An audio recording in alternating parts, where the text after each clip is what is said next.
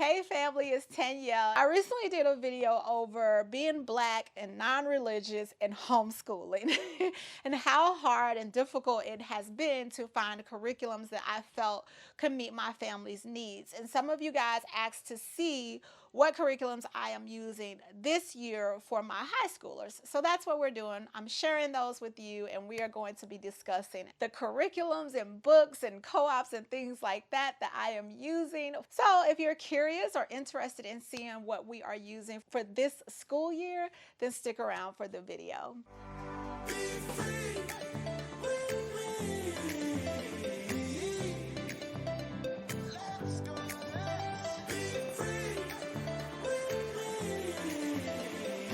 Before I jump into this video, if you're new here, hi, welcome. My name is Danielle and I am the non-traditional mommy. And on this channel, we talk about homeschooling, parenting, marriage. We do vlogs and reviews, basically anything that pertains to life. So if any of that is of interest of yours, I would love for you to consider joining my little family by hitting the subscribe button. To the rest of my non-traditional family, I cannot say it enough. You guys are the MVPs, and I love you bunches. Mwah.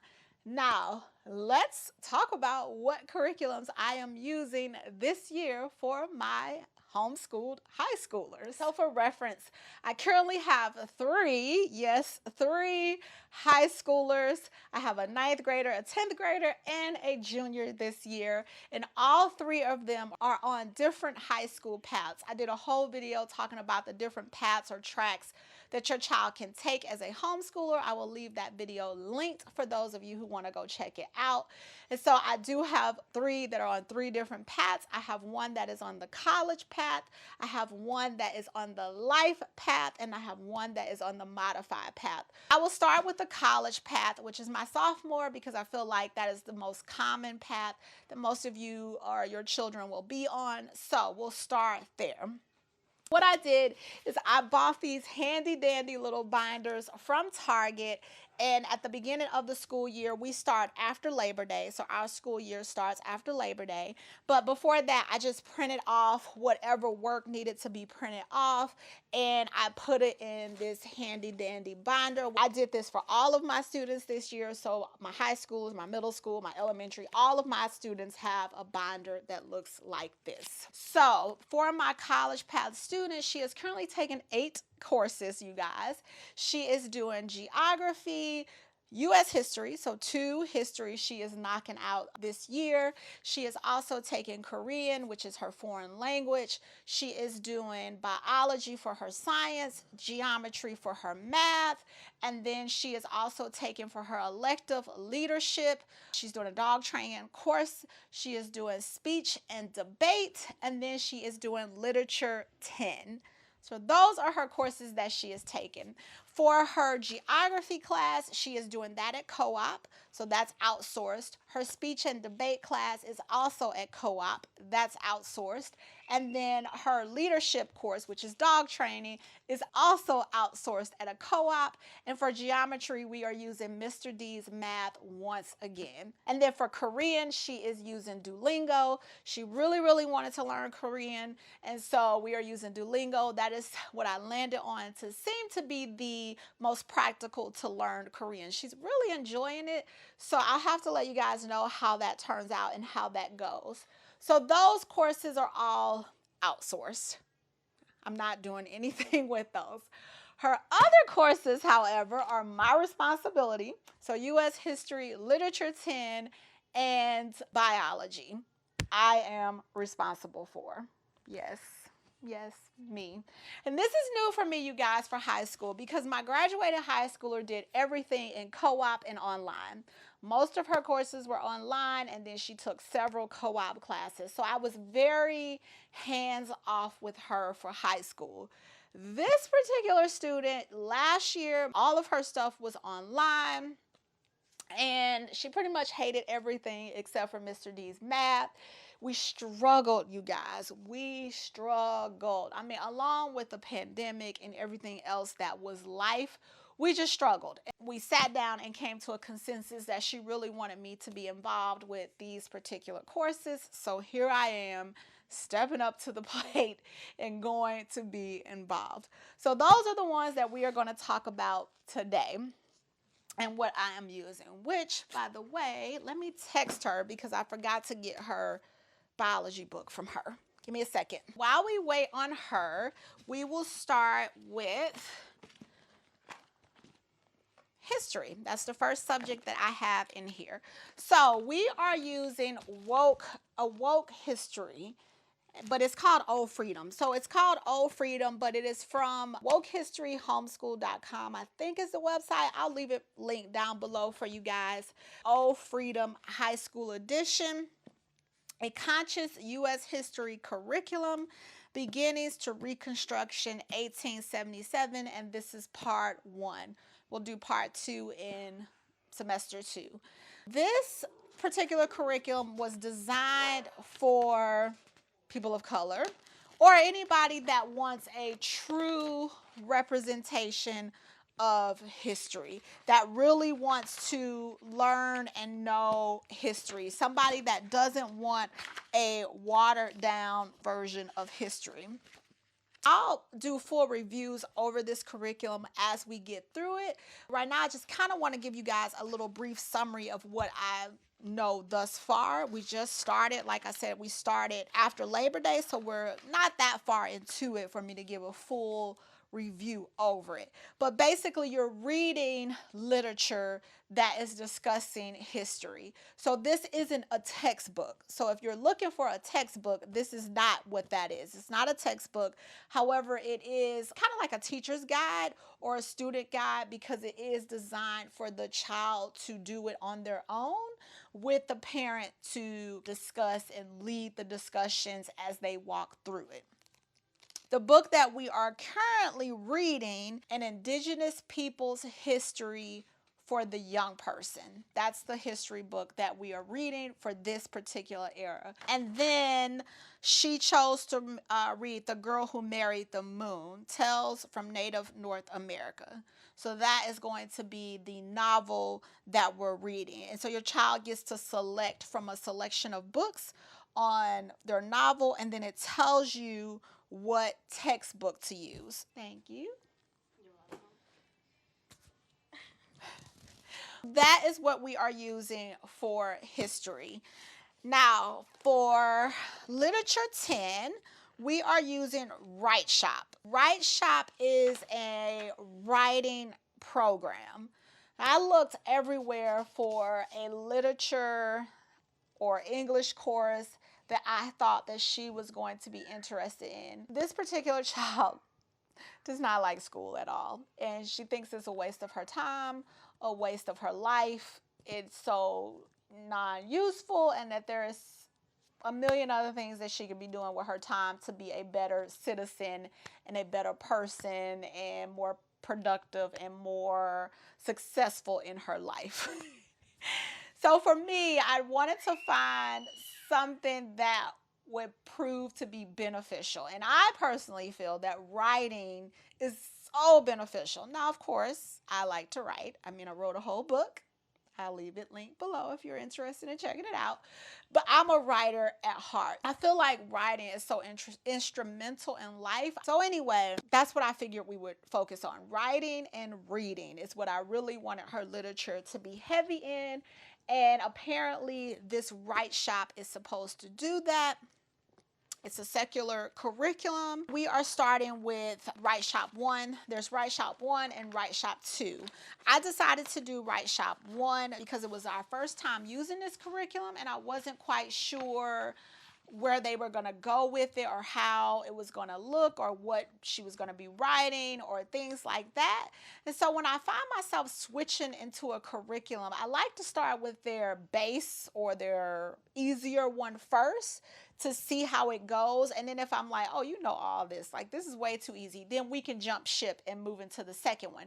For me, that's not really wasteful because I have so many kids down the pipeline. And if we love the curriculum, then I'm more than likely going to use it for another child. That is how I like to do it. I like to play it easy than to go into the hard first. And then that child is struggling, hates it, don't like it. And it's just because we skipped the requisite for that course, if that makes sense.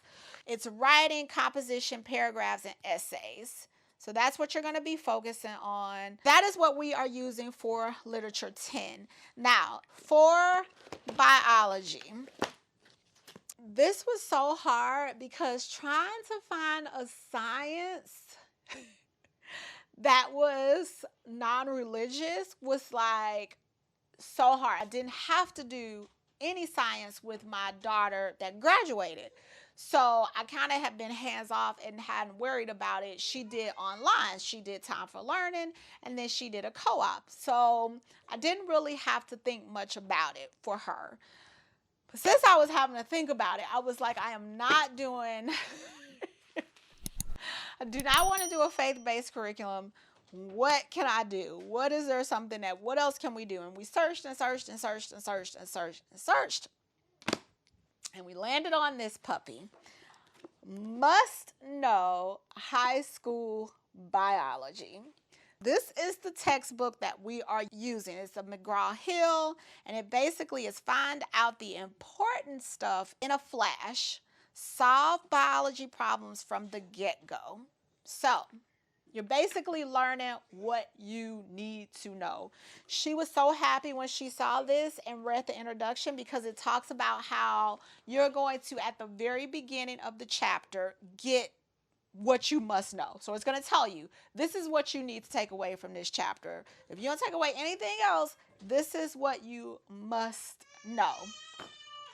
You guys, Trice, for some reason, is like banging down the door trying to get in here.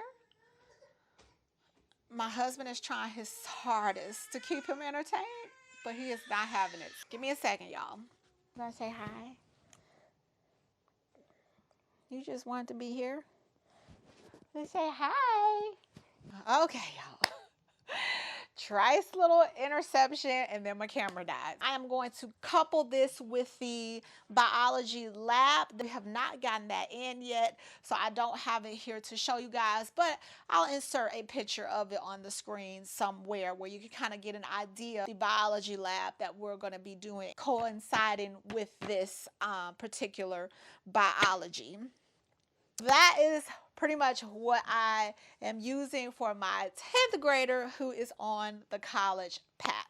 Now, for my 11th grader that is on the life path, one of the things that I love, though, about Home Life Academy is that I've been able to reach out to the counselors and the advisors and really discuss and talk about my special, conditions and needs and what we're trying to do and what our goals are. And I mean, they have spent hours and hours on the phone with me, just giving me advice and suggestions and different things like that. And I really, really appreciate having that resource. So if you guys are still looking for an umbrella, it is a faith-based umbrella. However, I really do enjoy them and appreciate this umbrella school. So anyway, they're taking art, English 11, personal finance, and then work experience is going to count towards her elective, math, and then chemistry. So for all of their subjects except for chemistry, they are using Time for Learning. For chemistry, we are using High School Chemistry in the Kitchen. Y'all, what that say right there? Y'all see that? Non-traditional. That's all I needed right there. I was like, oh, this was written for me. This was written for my family. But basically, this is going to be chemistry done through food, through cooking. And because this particular student loves to cook, like that's their passion, and they're really leaning towards the idea of becoming a chef or doing something with food, this was just a no-brainer right here. This is going to be taking chemistry concepts and doing them in the kitchen.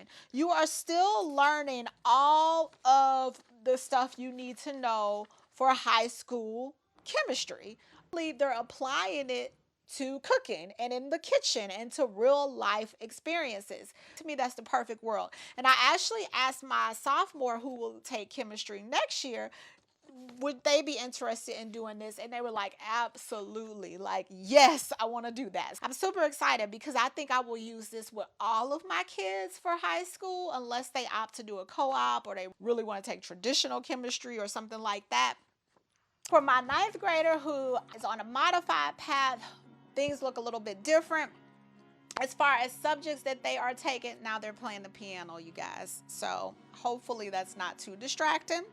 My ninth grader is taking debate, English 9, general math, PE, physical science, Spanish, and U.S. government, i.e. civics. So those are the courses that they are taking. They are doing debate and Spanish at a co-op. So those are outsourced. We're doing bowling for PE, taking a bowling class.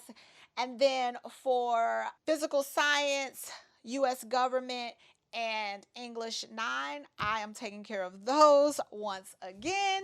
For English 9, we are using movies as literature. You watch a movie and discuss it through the lens of literature. So you break that movie down through the lens of literature. It gives you a movie to watch, and then you have some discussion questions to do. Your child can either write out those questions or, like we do, discuss those questions.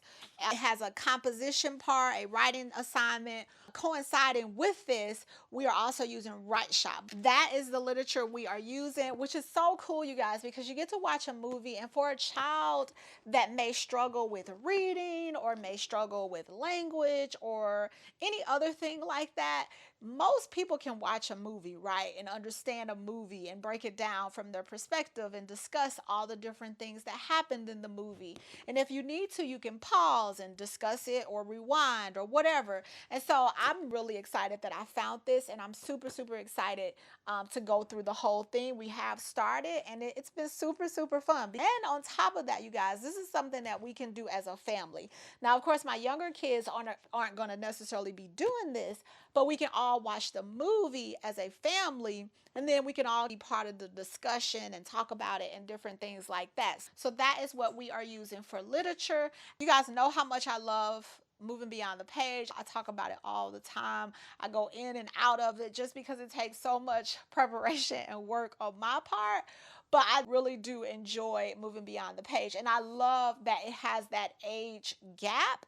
So your child doesn't necessarily feel like they're doing something that's too young for them per se, because it has like that gap range. So that is what we are using for civics and physical science. That is pretty much what I am using for my homeschooled high schoolers and the curriculums that we have chosen to use this year. These are high schools, so they are all doing full-fledged curriculums versus us just kind of being free and loosey-goosey with it. I do kind of stick to the more traditional ways of teaching and curriculum when it comes to high school, just because they have to have the credits, and depending on what they want to do with life, you're kind of forced into a box and have to go a certain way. Yeah, anyway, you guys, if you have any questions or want to see any of these curriculums in more detail, I know I just sped through them. So if there's one in particular that you like, hey, can you please do a full review over that curriculum? Drop it in the comments below, and I will do that as we work our way through it, and I can give you guys a more realistic and full hands-on review of it. I definitely am going to do one over Freedom, the woke history, so I already know I'm going to do that one. But if there's any other one that you really want to see more details on or get my thoughts on, then let me know and I will do that. If there's one that I'm like, I've got to tell everybody about this, I will do it anyway. But yeah, thank you guys for watching. If you are still here, if you're still here, you know what that means, right? That means that you are now officially, unofficially part of the family. So we're going to make it official by putting a ring on it and you hitting the subscribe button and joining the family. To the rest of my non-traditional family, I love you guys, and I will see you next time. Bye. Hold up, stop. Wait. Before you go, if you want to see some more videos that I talked about in this particular video, then I will leave them linked here. And then I will leave some that YouTube thinks you might like here. So let's go check those out and I'll meet you guys over there. Let's go.